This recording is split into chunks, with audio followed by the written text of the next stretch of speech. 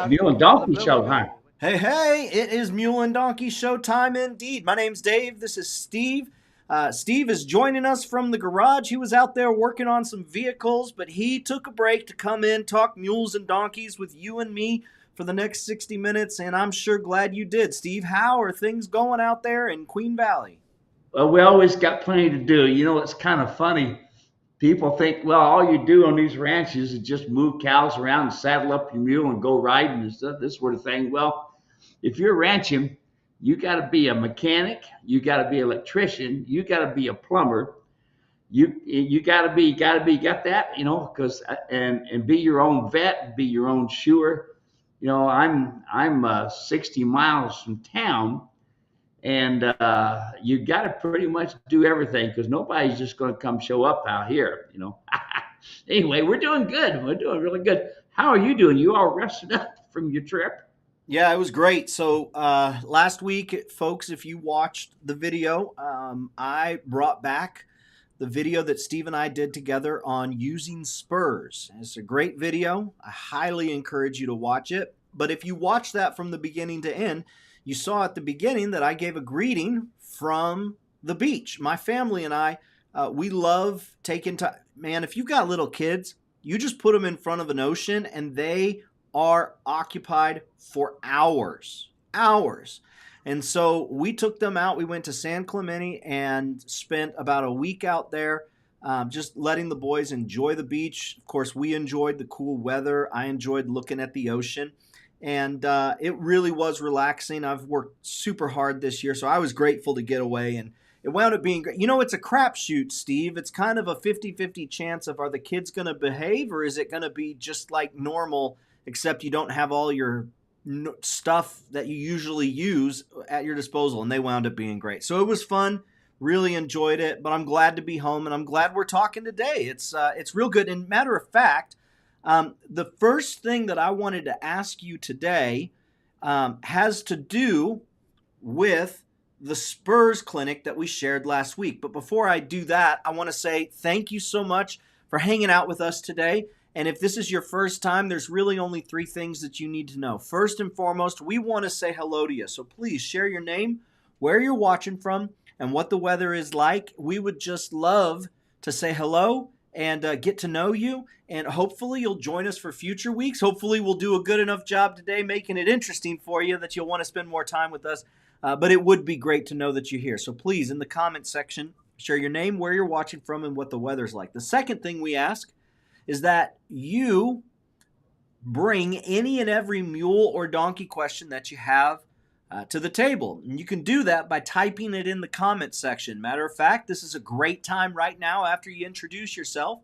Go ahead, put whatever question you may have in that comment section. You are the one that drives the program. You are the one that determines what the content is going to be like today. And we really do count on y'all for that. And y'all deliver big each and every week. So we're grateful and can't wait to hear what you're working on and what we can help you get through. And then the third thing we ask is that you share the broadcast. And whether you're watching on Facebook or YouTube, real easy to do that. You click the like button. You can click the subscribe button. You can click the share button. They make it super simple for you to get the word out. And you can even tag friends or family members. Let them know, hey, I know that you've been thinking about a mule, or I know that you've been working with that donkey. This might be helpful for you. So the first question that I have, Steve, going back to the conversation on Spurs, in just a short little snippet, somebody who is new to riding a mule and has never used Spurs, let's assume that they've done their ground foundation training, and so now they're getting in the saddle, new to riding a mule, never used Spurs, what would be your first piece of insight or instruction that you would give them in that situation? Okay, so here's what your legs do from your waist at your belt line to the bottom of your boots. That is communication to that mule. And it's refined communication.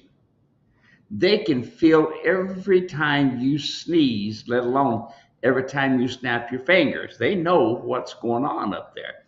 They feel it through the saddle. All right. So now, if you do something as simple as turn like this, that takes your right leg. Just try it. Turn to the left. That takes your right leg and right hip and pushes against you. That puts the pressure down through your leg to your right leg, and the mule or donkey feels that pressure, and they don't like to be pulled on or pressed on or in this sort of thing. So they want to get away from that pressure. So when you turn like this to look in the direction that you want to make your turn to go, they feel your body and they feel your legs, your hip, your knee, the bottom of your boot. They feel that and they respond to go to that direction. That's how refined you can be. You don't need reins, y'all, to stop, to turn, to back up, anything. You can use from your hips down to do all your communication. So you see how refined you can get? If you're just relying on a set of reins, you have not hit the potential of your mule or donkey. All right, so now, when we're looking at our legs coming down, we have a slight bend to our knee, our heels are always down, and our toes up. Now try this.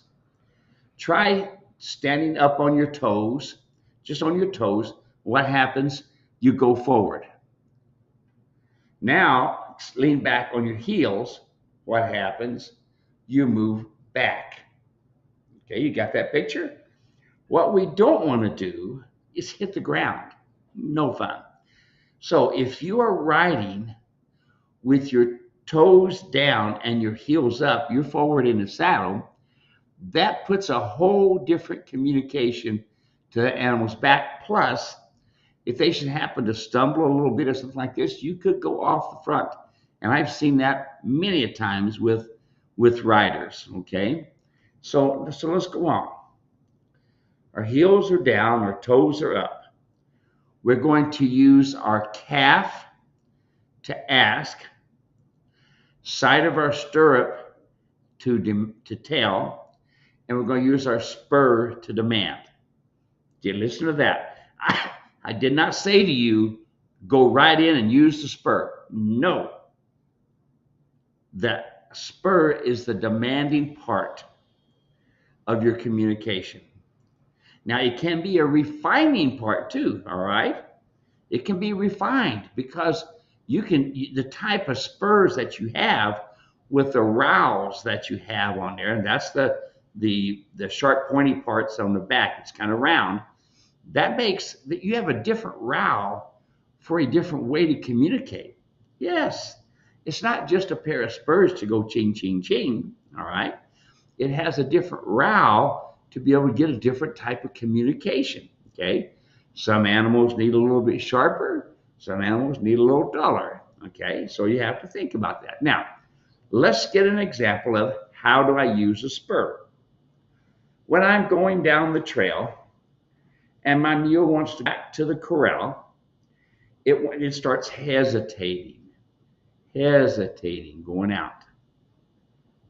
And some people use quirks on them and all this sort of thing. Pretty soon they get tired of quirks. And remember, quirks are only on one side mostly. Or people use most on one side. And you swat them on the bottom, okay? That is okay, but it's not your full communication. We use that at the Grand Canyon. We give you each a switch. And Ron Clayton used to say, for some of you know about this, put the switch on your bottom where you used to get it, and you kept them going up because most people didn't know how to use their legs. Most people going down that canyon are just beginning or average riders. All right, now let's go back. When the mule starts kind of hesitating back, he's feeling like I am safer back toward that corral than I am going forward. So I want to make going back to the corral more difficult. So I'm going to use my spur right side, left side. Did you hear that? Right brain, left brain. Not both brains at the same time. Because when you are communicating, you got to remember they don't have the cranial lobe that goes from the right to the left, left to the right. Okay. And so when you punch them both at the same time, you could scare them into wanting to run off or buck or jump or something like that. Okay. So you bump them, right side calf, left side calf. Well, they do a little bit better, but it isn't quite going forward like you should. All right, so now you ask. Now you tail with your side of your stirrup. Right side, left side. Okay, now you usually do steps of 3. So with my calf, right side, left side, right side, left side, right side, left side, I stop. Don't keep going. Now, I just asked. Now I'm going to demand. Side of my stirrup, side of my stirrup. Right side, left side, right side, left side, right side. You got that? 3 on each side. Now you've given them more than enough chance to go with each part of the communication. Now is when you're going to turn your heel and you're going to use your spur and you're going to just a bump, just a light touch. Right side, left side. Now they start to feel your leg. They start to understand that if they decide to make back here more comfortable, then going forward, that you are going to make them uncomfortable because you are the herd leader. You are going to make them uncomfortable for hesitating here. Now, you can do that at water, and you should practice first on a tarp at home, okay? And you can do that at water or a place, a mud puddle, or someplace where the animal doesn't want to go a particular direction. And you could use that ask, tail, demand. Calf, side of stirrup, and spur. So the purpose of the spur can be to get forward motion when they don't want to have forward motion. The purpose of the spur can also be refined riding, to where I just hold my hands, pardon me, I hold my hands in one place and my legs steer the animal to the right and left. Now I got the whole animal making the turn, the whole animal making the stop, the whole animal backing up. See? Rather than just part of the animal using the reins. Okay? Because the reins communicates from the shoulder to the nose. The legs communicate from the shoulder to the tip of the tail.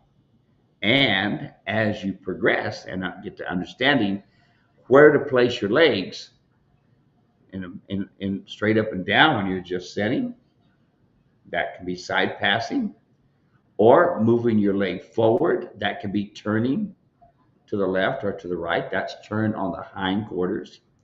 Or you move your leg back and you move the hind end over and the front end stays in place. Turn on the forehand.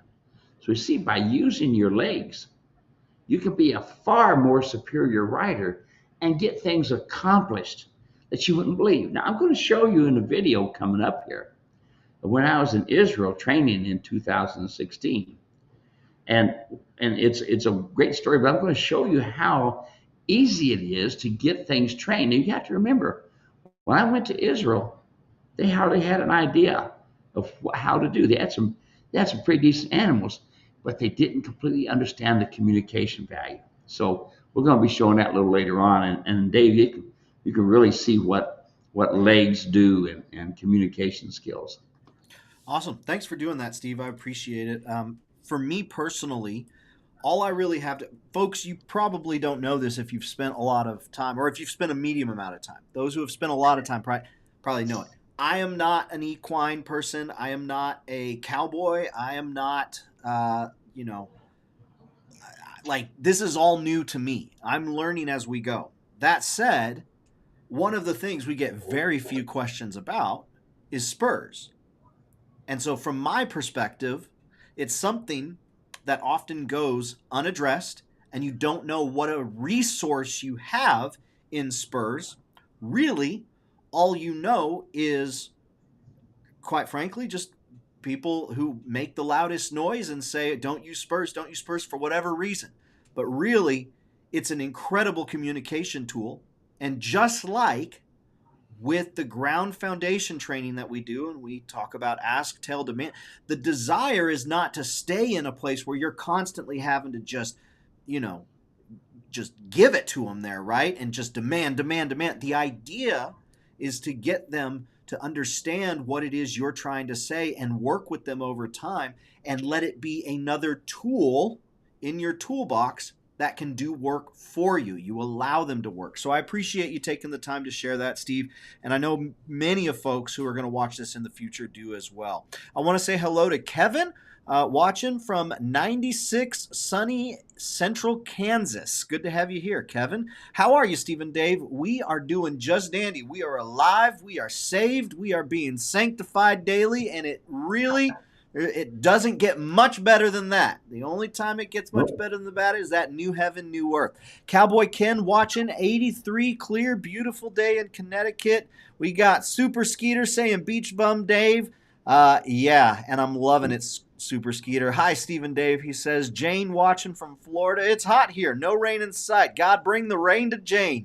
Super Skeeter says, Mark. Oh, yeah, so Super Skeeter is Mark. Watching from Chino Valley, hot and humid. Merlin Olson, Northwest Minnesota, sunny and warm, 78 degrees and a little windy. Rory watching from Southwest Ohio, as Rory does, 88 degrees, and earlier had a thunderstorm. We've got a bit of that ourselves, although it's pretty clear out there today, Rory. Enjoying those monsoons coming in. Kevin says, speaking of Spurs, my Steve Edwards Buckaroo saddle got its first Spurs scar across the seat over the weekend, and he's got the laughing till I'm crying emoji. So Kevin's putting it to use. He's swinging his legs over and getting out there and riding. Janet is watching from Kingman to Bullhead, or traveling from Kingman to Bullhead. She's taking us with her. Sherman Johnson Taxidermy, Oklahoma, 99 degrees and humid. Mari is watching from hot Missouri. I've never heard of that city. I'll have to check it out. So when I scheduled my mule baby's castration, about 1 month old, the vet mentioned waiting on knee development. I said no to waiting. What do you say, Steve? Knee development before he castrates? That's what it sounds like. Yeah. Well, if we wait for knee development for the castration, that'll be 2.5, 3 years old. Because you want your knees to be fully closed before you start riding. But I want them testicles, as soon as they're dropping, they're mine. Okay. Now, I can tell you that just flat from everyday use in doing this, that's what I've done for years. And Dr. Robert Miller, well-known veterinarian, it's one of the things he always told me and agreed with me on is that these young mules will do so much more better when you castrate them. The quicker the better, and it gives them brain brain sensitivity, so to speak. It's I call it brain surgery, because a young uncastrated mule colt can be one of the meanest, nastiest things you have ever seen. And I've had people tell me, oh, how sweet that their mule was and this sort of thing, and then it turned on them and bit on them and tried to breed them even, a lot of different things. So castrate them as soon as you can. But if castration has anything with knees closing, that's very new to me, and I'm all ears. Yep, that is the motto here. Hey, we're going to tell you what's worked for us, and if it works for you, keep doing it. If it don't work for you, that's fine. And if there's something that we haven't heard, we are anxious to learn and see if we can give that a go. So thank you so much, Mari. Appreciate it. And I'm going to check out hot Missouri. Edna watching from Spring Hill, Florida, 86, hot and humid.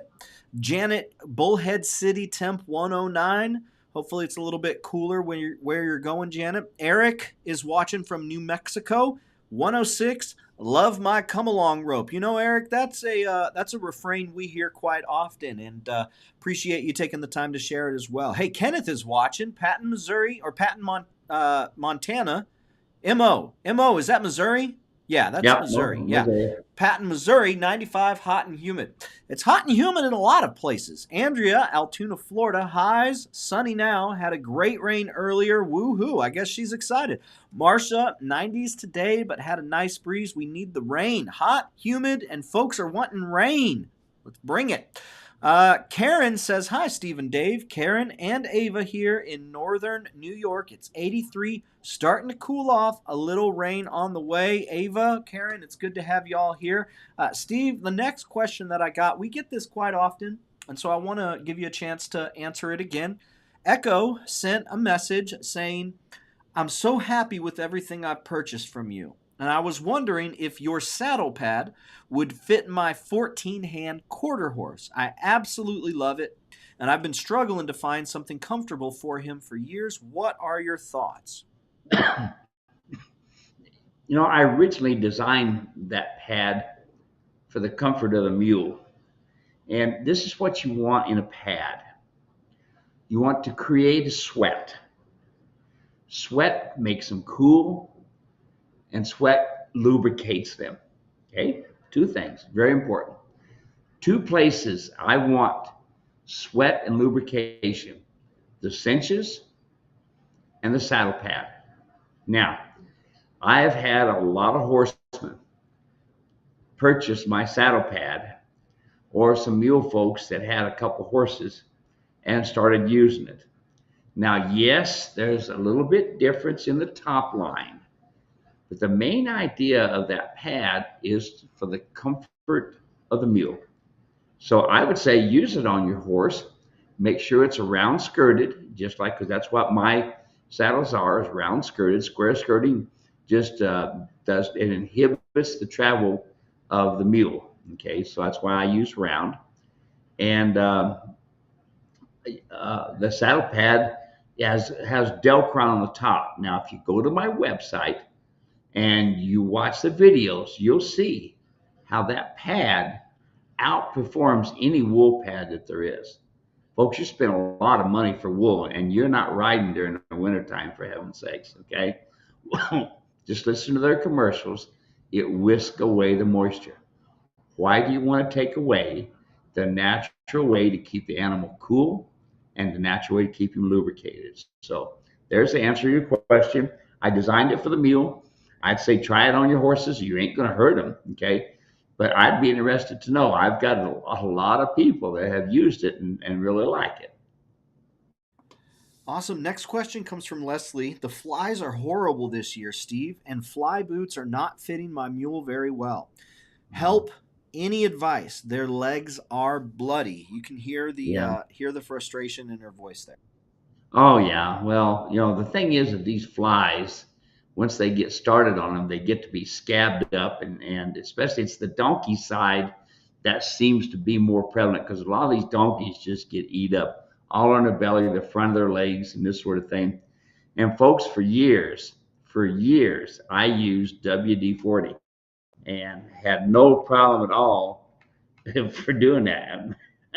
Matter of fact, I had understood that the WD-40 was a fish oil, and it's not. It is a petroleum. But I can tell you, I never had any problems.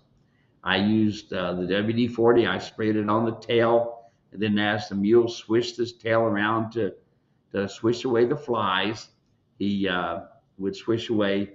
He would swish some WD-40 around. Okay. Now we do have another product that a lot of my clients are using, and Dave can put the information there up, and it's all natural, and it seems to work very good. Okay. And I even use it on my dog when we get into a lot of these seeds that cling to their tail and their legs and this sort of thing, and I'll use it on there, and that'll actually even take those off, and it's really good stuff. So there you go. Yeah, Dave put it up on the screen there. It's really really good stuff. Let them know that I sent you that way. I don't get nothing for it or anything. It's a really good product. That is Spanish silk, and does a good job. Now the nice thing about the WD-40 is this: is that the WD-40 is kind of an oil base, and then when it comes down to uh, the flies, they can't stand the smell. That's what I understand in talking to a friend of mine who was who who killed bugs for a living. Yeah. Anyway, and that, and also it's real slick, so they can't stay with it. So that's what I use. But this is Spanish Silk here. That's good stuff. You want to give that a try, and let me know how you do. Steve, I want to tell folks real quick, if you are looking to get yourself some in-person Steve Edwards training and instruction, well, then you are going to be happy to hear that Steve is traveling to Shelbyville, Tennessee this fall. And so I'll put a link in the comments section. But Steve's going there for the American Mule and Bluegrass Festival. This is the third year in a row that Steve will be traveling there. They do a great event. It's family friendly. There's something for everyone. And they do a great job supporting incredible organizations. Steve, do you know a little bit about what organization they're supporting this year? Yeah, it's some Christian outreaches that are trying to help families that are in trouble, that need counseling and this sort of thing, and kids and this sort of thing. They've done the veterans in the past, and they've done a good job of helping them out. But now they're helping folks that are having some struggles at home, a variety of things, and they're meeting all kinds of needs. But that's what they're doing this year. The money that we earn there from this program, is, so it's all donations, folks. So when you come to my clinic, and if you want to sign up for that, you need to get with me and email me and, hey, Steve, I want to sign up for that, and this is my what I'd like to get squared away with my mule. I would be more than happy to get you into my clinics, but it's going to be a donation system only, Laura, you guys. So if normally you would spend about $1,200 with me for a couple of days, and so you think about how you would want to donate to this program. But that's why I'm there. Matter of fact, my wife and I this year, instead of flying, we're going to drive. My wife has been trying to get me to get a motorhome for a long time, and we sold my truck, and we took the toy hauler up to the lake to stay up there when we go up the lake and go fishing. But this motorhome, I guess we're going to do this one trip right there, and have some small trips. We're pretty much done with traveling as a whole. But anyway, if there's any expos or something like that you all would like to get me in on, I'd be happy to help you out there. But I'm not doing as much as I used to, Dave. Steve, I got a question here about a three-way rig. We had talked previously about an Australian saddle, and just the reasons why people want that and the reasons why they don't work. And we had a comment on using an Australian saddle with a three-way rig, and that prevents the saddle from moving. Do you have any comments on Australian saddle with a three-way rig? And what is a three-way rig? Well, three-way rig is how they got it set up, with the latigos going to the cinches using just one cinch. And folks, it don't work, especially once the animal starts loosening up and the cinches start getting loose, the saddles roll. And that was the biggest thing with my clients, that people started coming to me with Australian saddles. Their saddles were rolling. And that's what they do, because number one, they don't have a bar that will work correctly on their mule or donkey. And number two, the rear cinch is the most important cinch. With that rear cinch being straight up and down, it is the main pivot point that holds the saddle into place. The breeching helps balance the saddle with right and left, because it has two straps going up on each side. And the breeching holds the saddle back with the two straps coming down from the back strap from the hip safe. Okay. And lastly, the breast collar. The breast collar, again, helps keep the saddle from moving back. So when you're going up steep hills and this sort of thing, a breast collar correctly made will help keep the saddle back. And that's important. Don't use pulling collars. They're tied in hard and fast. and they end up pulling the saddle forward when you're walking on flat ground. And you don't want that. You want the breast collar to work when you're going up a hill, not all the time when you're riding up and down hills and this sort of thing. So there's that. So will that work? No. A mule's got a completely different bone structure than a horse does. And I can tell you that when I was in Australia here 3 years ago, just before the pandemic, uh, and I was judging the mule and donkey shows there, the majority of people that were at that show that were riding in my saddles. Okay.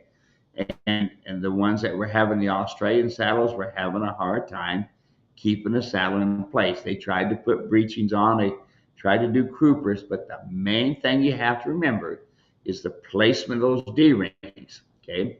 Now it's inevitable.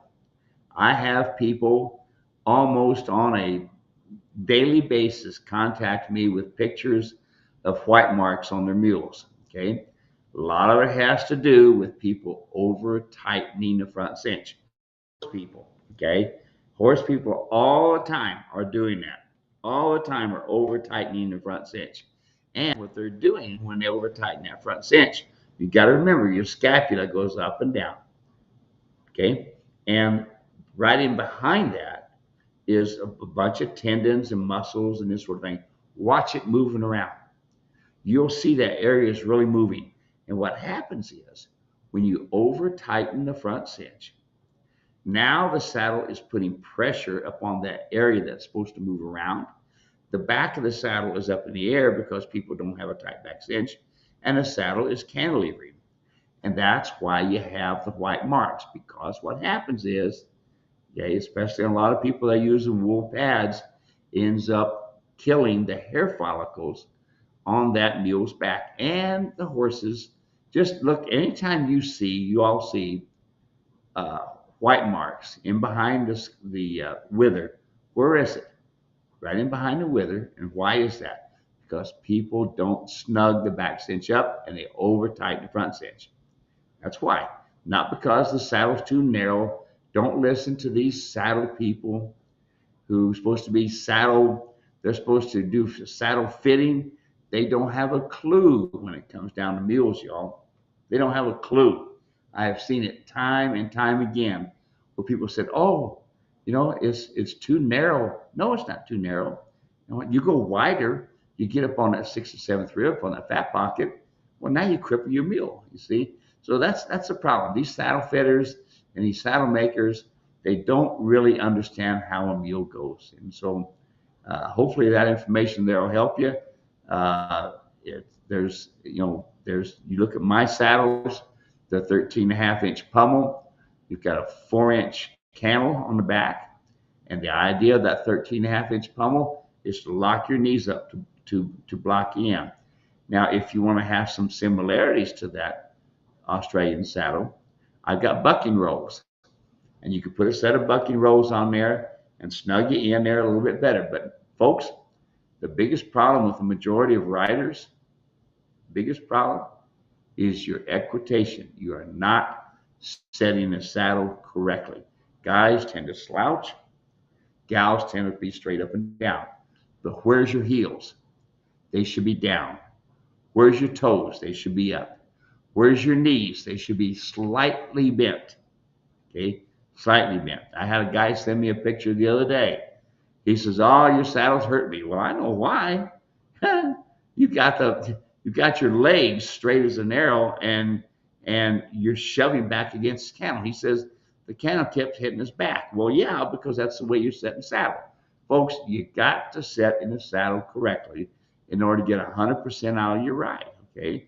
Now, I got a lot of people tell me, Dave, especially the gals, they have a saddle bag full of padding. Some days, some of the padding, they like to have a wool pad.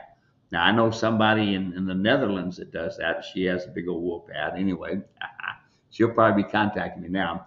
And some of them have used neoprene. It just depends on how they're setting in the saddle. And folks, if you've got to train your hind end to handle that grueling going down a trail, this is not setting in your big old lazy boy. That animal's moving, and you need to communicate with it. So there you are, Dave. I gave a whole big bale of hay there. That's great. Appreciate it. Sarah's got our next question. She's watching from Doug Creek, Colorado. And it's hot, and I have a mini mule rescued from cruelty situation. I've had her for 3 years. I've made some progress, but she's still standoffish. Are mules generally like this? Her name is Ivy Rose, and I love her. Love her. What insight do you have for our friend Sarah? Okay, so folks, its foundation is everything. When you're working with these young mules and this sort of thing, some people are pretty harsh with them. They use chains on the halters, and they use gag bits and things like this. And yeah, you hurt me, I'm going to have a little bit of a hard time having to come back to you. Okay. But it's folks, let me tell you, this is the way it is. It's how you are communicating to your mule. You're probably doing the same thing as you've done for years, and you listen to some horsemen that have done the same thing for years, and you're not getting anywhere. Why is this? Because you need to use the natural way to train: asking, telling, demanding, comfortable, uncomfortable. You understand those 5 things, you'll do good. Now, anytime, folks, you are training, especially when you're training, your mule should be in a 20 by 20 stall. 20 by 20. That's a good size to be able to communicate with them and keep them in there. I had a lady the other day, I was telling her about taking the come along rope and tossing it and throwing it around the butt, and throwing it around the legs, and throwing it around the neck. And she says, "That was amazing, Steve. The mule just stood there quiet." See, that's the extension off your body, right? So here she is. She says, "I threw it up by the neck, and you told me to walk over it." And I walked right over it and started petting on that mule's neck before the mule took off running. So let's go back. Don't go out and get yourself a round pin and do the round pin training like John Lyons used to teach round pin reasoning. It don't work on a mule. It don't work. Okay. Mules, they're flight and fright. Okay. All we're trying to do when we're training is to teach the feet to stand still. Then, once they learn to stand still, you teach them to move on your cue. So, going back, a 20 by 20 stall, and your feeding program needs to be really good.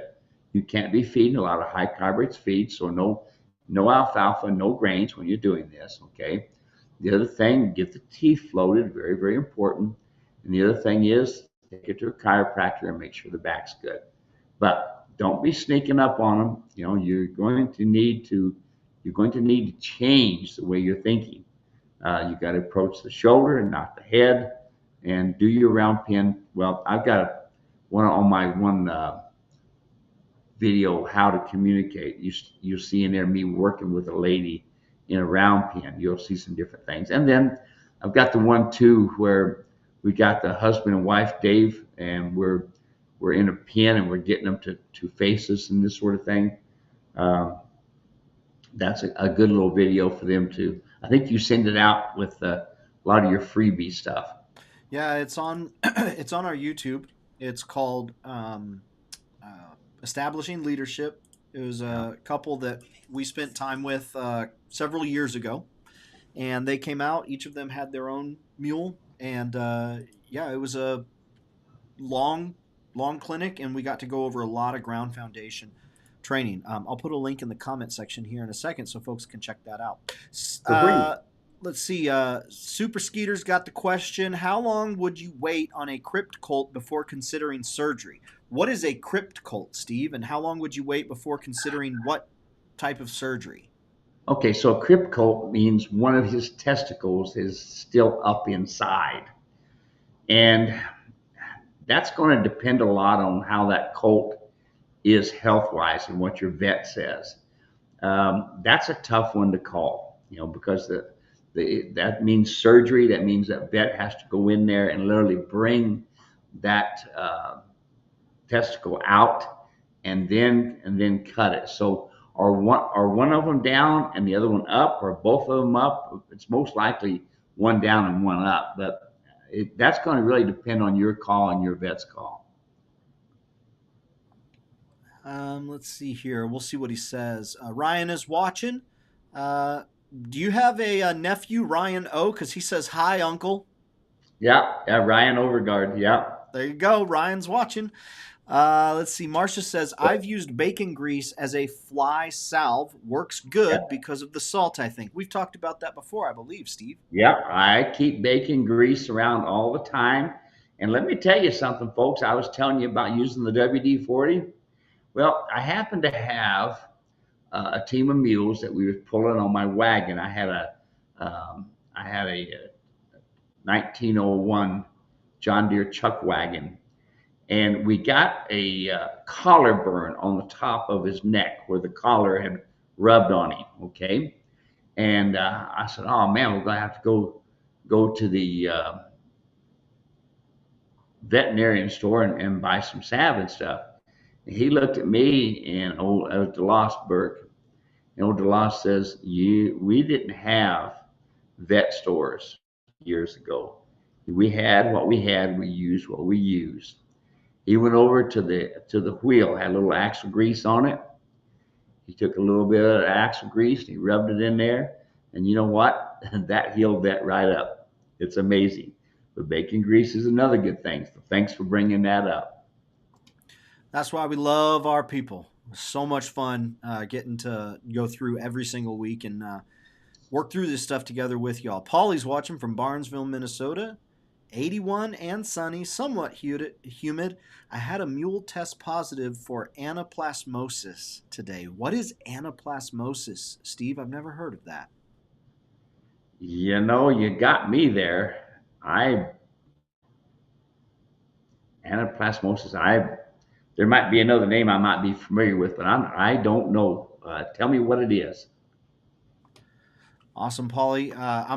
She's got the sad emoji there, so I'm sure that it's not a good thing. Help us understand what you got going on, Polly. We would love to be able to enter into that with you. Karen says, Karen again, question for y'all. That's why we're here, Karen. You mentioned a kind of tree branch that's safe, that's mule safe, but I don't think we have it here. Is there an East Coast variety that I can give to Ashley? We had talked about Palo Verde tree, right? Yes, yeah, yeah. And of course, they don't have Palo Verdes back there, but you might want to talk to your veterinarian or maybe some of your old farmers and this sort of thing. You know, folks, what I was telling this person is what I tell everybody is that these mules, it's not that they're chewing to eat, okay, which is a little part of it, but they're chewing to make their mouth feel good because their teeth are continually erupting, growing, okay? And so a young mule first is straight up and down. As it gets older, it gets long in the tooth, and so the nose comes out, and the teeth end up getting longer. So, I can tell you that we use those Palo Verde limbs in at the Phoenix Zoo all the time, and it worked very good. And of course, I've used them here for years. So I would just simply just check with them and see if maybe there's a pine or something like that. I don't know your trees back there, but check with your vet. Maybe talk to some of your old farmers and ranchers and see what they do. I can tell you that David Pingelli, remember the corrals that he was putting up and stuff. He was so proud of that stuff. Said, "Man, I got my barns up." And I said, "No, you gave them mules something to do. In other words, chew." They were literally all the posts, even the walls. I have actually seen them take a piece of plywood and actually keep chewing and rubbing with their teeth because it made them feel good, and actually end up putting a hole in the plywood, and then they would chew and make it bigger and bigger and bigger. Pretty soon they'd have a piece of plywood pretty much chewed up. So Dave had them come and put tin on all the posts and on the post so that you would keep from the mules from chewing on it. All right, here. Jimmy's watching from Michigan. Big storms today. Steve, I sold my cows and my mule fund is about to go up. Learning a lot, watching you guys. Thanks. That's fun. Awesome, Jimmy. Get those funds up That and get yourself a mule. Is that my buddy Jimmy? That's in Door, Michigan. Jimmy Kimber. Yep, that's Jimmy. He There you sold his go. cows. Good for him. He is a police officer and is also now working with animals and this sort of thing. He actually wants a mule because there are times when they have livestock get loose and he needs something to work the livestock, and pretty unique. So yeah, good for Jimmy. Jimmy and I kind of got to be buddies. Of course, him being a police officer and me being in the fire department, we kind of talk some same languages, but also him knowing the Lord, we really got a language that we speak. So Jimmy sent me some pictures about this mule. He was just in love with it. He was worked cattle, and boy, the mule it was quite the song that this guy was singing to Jimmy. All right. The only problem is that the lyrics weren't really working out when I got to look at the pictures. And then I started saying to Jimmy, look here, buddy, you're getting ready to spend a bunch of money, but I want you to see what you're buying. Look at this, look at this, look at this. Now, it really looked good at first, folks, but listen, dog and pony shows are not what this is about. Your safety is one thing, but listen, this is kind of be like a forever home, a forever mule for you. And you don't want to buy what somebody's trying to tell you that it's supposed to work. There's a lot of people out there that will play on your emotions, and you'll end up getting something that's going to get you hurt or something's going to disappoint you, and it's possible. So, and Jimmy was fortunate enough that he contacted me and wanted a saddle and this sort of thing. And I said, well, hey, I'll be happy to look at the mule for you. And boy, some of the things that I saw. And that's the tough part, Dave. I really hate to pull this stuff and tell people, but I'd rather tell them the truth and look myself in the mirror than tell them, oh, go ahead and buy that mule. It's a dandy. Nope. So vet check, folks, is really important. Yeah, a lot of it's like you would do for a lot of other things. Number one, you would have the appropriate people check it out. In this case, Yep. vet. If you're buying a car, you would have your family mechanic check it out. Yep. You would ask people who have owned that vehicle, right? In the same way, you ask people who are familiar with mules. You seek people out who may have a little bit of expertise on the particular model. In this case, you're thinking about a mule or a donkey. So you seek out people like Steve to say, hey, this particular type of equine, what do you know about it? And hopefully what we share here helps you. Hopefully it makes sense to you. I realized this a long time ago. I'm not everybody's cup of tea. Steve knows he's not everybody's cup of tea. But you know what? We'll just keep showing up, sharing what it is we've learned. And if it helps you, we'll be really happy to hear that and would love for you to share it. Ronnie had the question, what's the best way to teach a mule to back up? Okay, Ronnie. So we have to remember that preparation on the ground is most important. Teach one to back up on the ground before you get in their back. Because remember earlier I was talking about how you sit in the saddle communicates volumes to these mules and donkeys. All right. Now, how you want to do it is you want to put the come along hitch on and you want to get up kind of close to where you have about a foot of rope. And the preparation for the departure is pretty important. For the mule to back up, they have to bring their back end up underneath them and shift in such a way so that their frame is ready for the backup. All right. So what you're going to do is you're going to take your rope, your come along rope.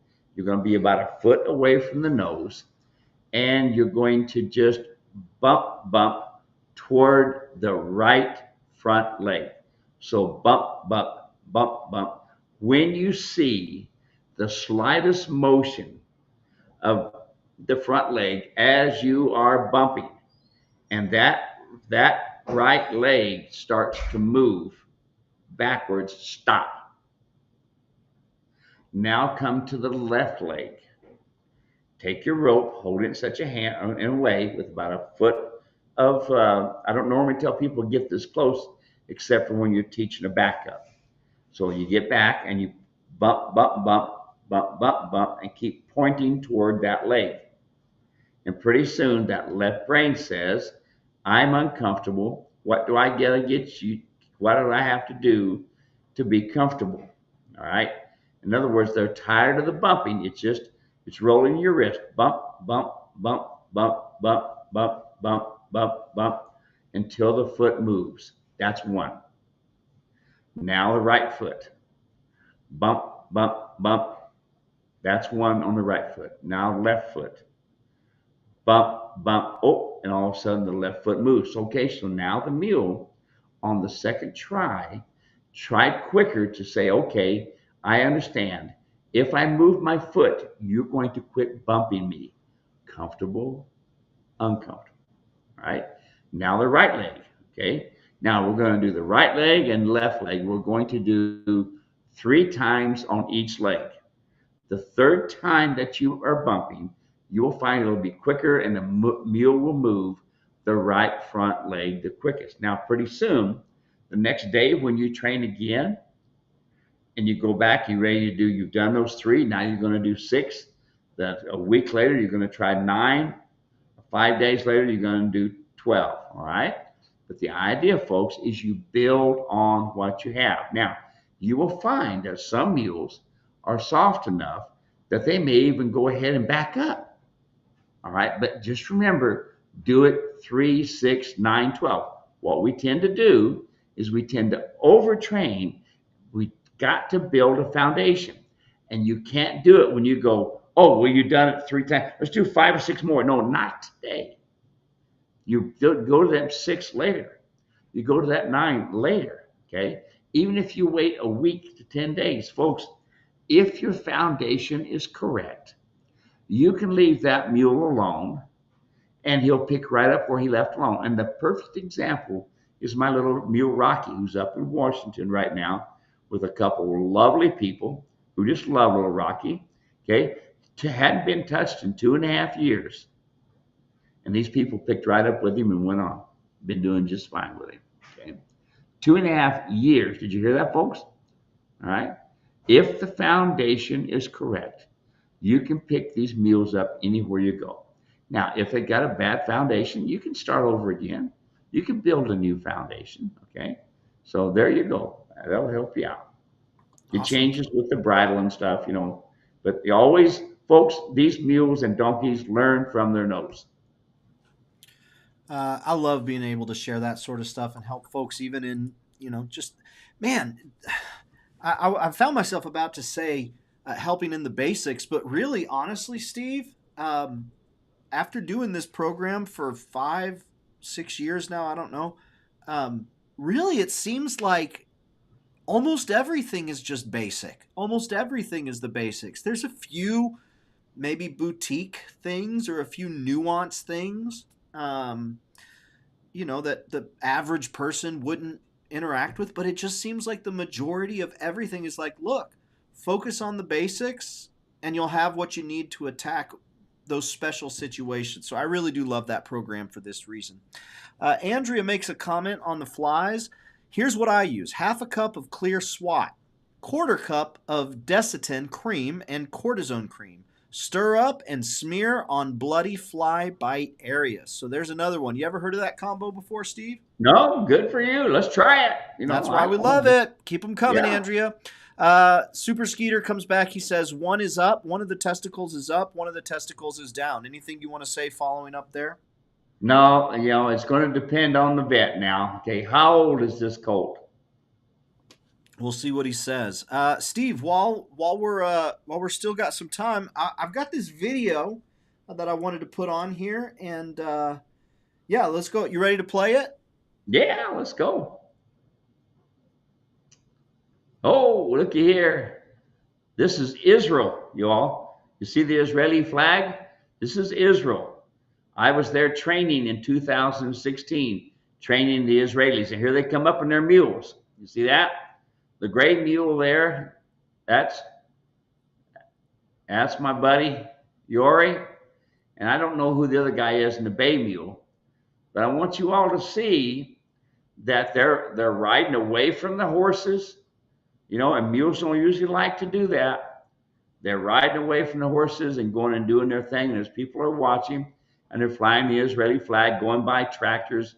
These are horses, all right? Now, I want you to see that here comes up the two mule guys, and here's a tractor and this sort of thing. Now, I want you all to notice. Oh, looky there. Notice the tractor is still moving.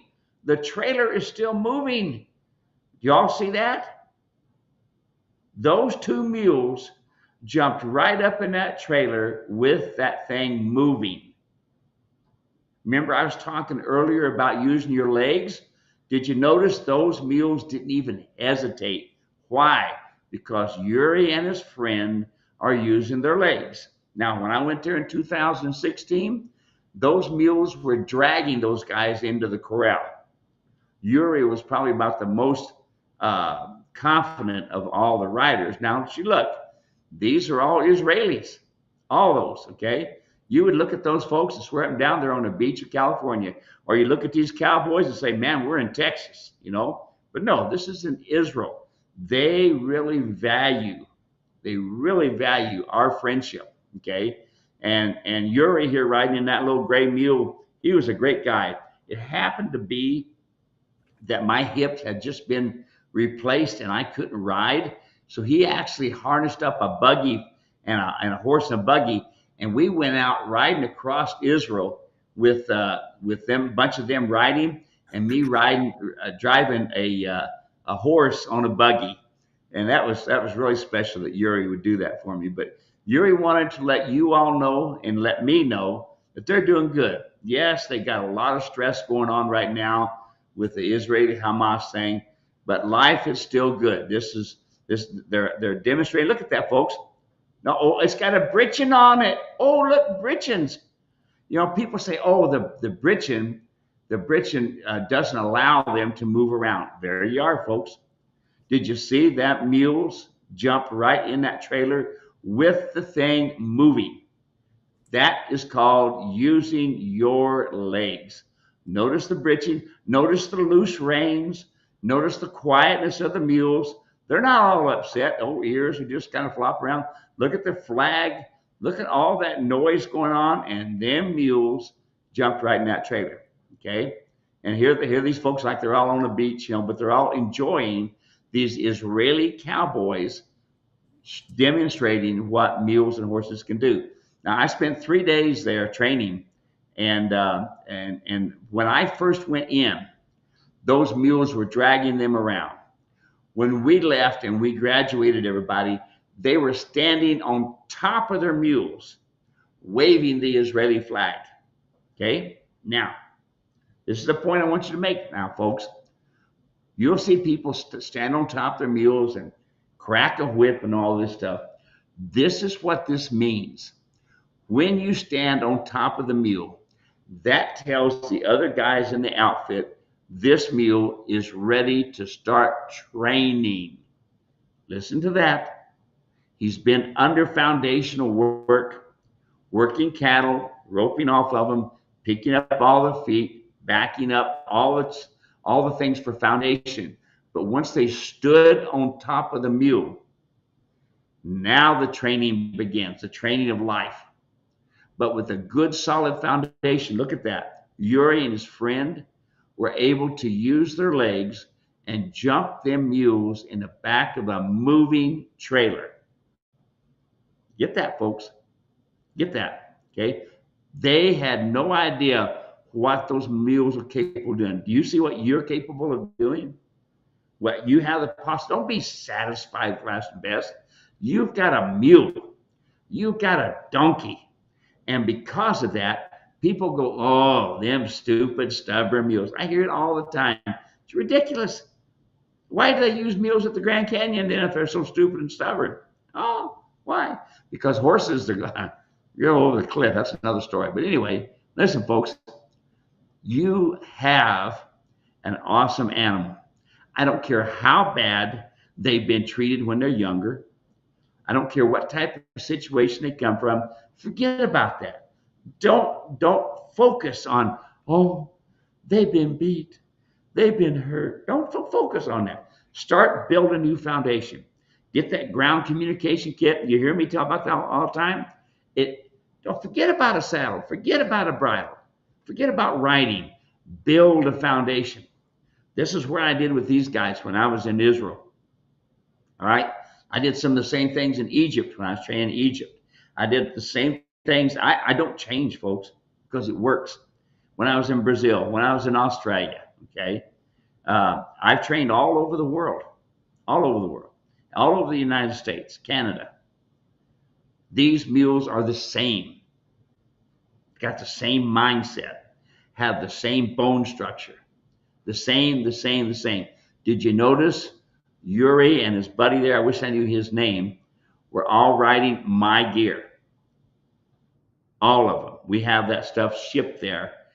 They do containers and this sort of thing, and it's all my gear because the mules are comfortable and work on it. Okay. Did you notice the breechings were on there, the breast collars, everything was there in place, and that you noticed the mules performed. They did a great job. So that's what you're, folks. Don't be short. Don't short yourself. You do this, not some trainer. Don't go getting some trainer, okay? Because there are very few out there, very few that can handle the situation. Most of them, the only thing they do is ride, and riding is not the important part. You want to teach a mule, you want to teach a donkey, you use their nose, okay? Happy trails to you. That right there, that tells you, and we're going to put that on my website where more people can see it. The next webinar that I want to do, I want to talk to Dave about it, is about marks on your animal, white marks. Why did you get white marks? Where did they come from? How are they more prevalent on one color of a mule or a donkey than the other? But we're going to talk about white marks. I can't believe the things that I hear from these saddle fitters. Yep, I'm a saddle fitter, and I got to have this measurement, this measurement, and this measurement. Well, what happens if your mule gets fat? Easy to do. Or your donkey gets fat. You measured back in August when he was thin. If you had measured and forgot about measuring and didn't do any measure at all, but let's go back to this. If you measured in January when he's fat and healthy, and you measure him again in August when you've been riding him down, he's toughened up, you're going to have different measurements. Listen, just in one weekend ride, a mule or a donkey or a horse can lose 100 pounds. What did we do? We added another saddle pad. Well, what happened when we did that? When we added another saddle pad, now we got to over tighten the cinches to keep the saddle from rolling. Yeah, the poor mule, the poor donkey pays the price for what we think is right. And believe me, folks, been there, done that. Okay. Hey, Dave, we're it, buddy. Thank you very much. Awesome. Let's see here. Do you have a second that I can just tell you Yeah. about this anaplasmosis? Yeah. Okay. Polly said it's from a tick bite. Anaplasmosis is a tick-borne disease that affects horses and is caused by the bacteria Anaplasma phagocytophilum. It's most common in late autumn to spring during tick season. Jerry says it's also known as tick fever or yellow fever. It's a bacterial disease transmitted by ticks and biting flies. So there you go. That's a little bit of information on that. Does that sound more familiar? Yeah. Oh, yeah. Tick fever. Oh, yeah. I'm very familiar with that. But I've never heard that. I probably have heard the name, but I don't remember. That. So is she using antibiotics? Is she under vet care? I mean, I'm sorry to hear that. Let us know, Polly. Super Skeeter says, I waited 4 years praying the other would drop. Hard to handle a 4-year-old colt, but waited patiently, then could not stand him anymore after 4 years and had surgery done. Yeah, that's way too long. I'm going to tell you that maybe a year I might wait at the most, but a 4-year-old, their mindset is getting in there and they can be ugly. I mean, ugly. I'll be honest with you. I had a guy send me several mules probably 15 years ago. All of a sudden they showed up at my gate and I had not made any arrangements for anybody to bring in training, but he had about a 5-year-old stud mule that wasn't castrated. That sucker fought me and fought me. And to be honest with you, I shot him. Yep. He would have never made it out there with people. Sure, I could have rode him. Sure, I could have worked with him, but you never could trust him. And if you've got one you can't trust, folks, it's not worth it to put it out there with folks. So I pulled the trigger. All right, that's it. Thank you. Oh, Polly says antibiotics powder for 2 weeks, twice a day. So there you go. Keep us in the loop. And I have used, I have had people use baking powder with that and antibiotics. Is she going oral, or is she doing with syringe? Oral or syringe, Polly. Give us a heads up. She's with watching. the antibiotics. Yeah. What's that? With the antibiotics. With the antibiotics. She'll tell us. While she's doing that, while she's getting back, I just want to remind y'all, we talked about it a little bit earlier. September, October, that's going to be coming pretty quickly. If you want to get out to Shelbyville, Tennessee, get it on your calendar now. I'll put a link in the comment section again so that you can check it out. But it's going to be a great event. It's going to be a lot of fun. Steve is going to be doing some training there, and he will be taking donations to support the ministries that are partnering with the American Mule and Bluegrass Festival. Steve loves doing this sort of stuff. And when there's a cause that really is close to his heart and really does provide that impact that they say they do, that's when Steve is all in. And so he's all in on Shelbyville. Make sure you check that out. She says giving oral. Polly says providing it via oral.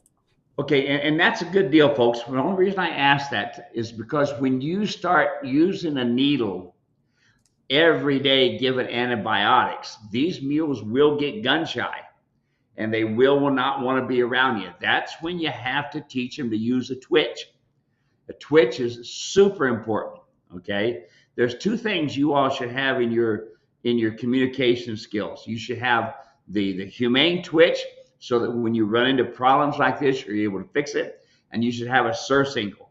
A surcingle it's the best way to tune up your mule and to do things without you having to be there. Okay, surcingle. You can't over surcingle these guys. Happy trails.